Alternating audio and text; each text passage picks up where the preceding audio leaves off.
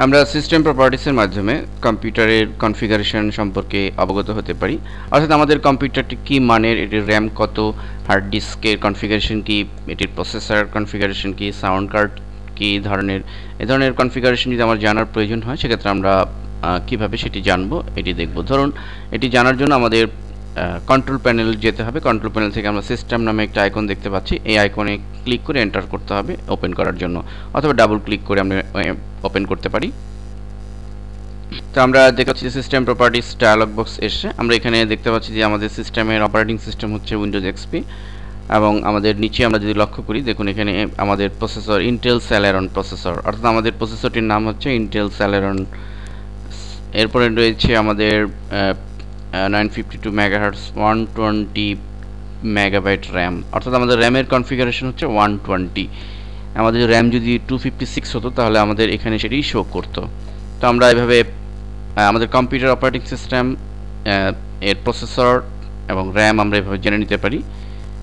এছাড়া আমরা যদি আমাদের হার্ড ডিস্কটি কত সাইজের সেটি যদি জানার প্রয়োজন হয়, আমরা মাই কম্পিউটারে ঢুকে আমরা মাই কম্পিউটারের ভিতরে ঢুকলে আমরা দেখতে পাচ্ছি যে আমাদের ড্রাইভগুলো, আমরা সি ড্রাইভ ডি, তো আমরা সি ড্রাইভে ক্লিক করলেই বাম পাশে আমরা প্রপার্টিস দেখতে পাচ্ছি যে টোটাল সাইজ হচ্ছে 11 গিগাবাইট 11.4, অর্থাৎ সি ড্রাইভে। এর একইভাবে ডিতে রয়েছে 4.73, অর্থাৎ টোটাল যে ড্রাইভগুলো রয়েছে আমাদের সিডি রম এবং অন্যান্য ড্রাইভ ছাড়া শুধু হার্ড ডিস্কের যে ড্রাইভগুলো রয়েছে সেই ড্রাইভগুলোর সম্মিলিত যে ফিগারটি আসবে সেটি হচ্ছে আমাদের হার্ড ডিস্কের কনফিগারেশন, অর্থাৎ আমাদের এখানে আমরা যোগ করলে যেটি পাবো সেটি হচ্ছে 40 গিগা।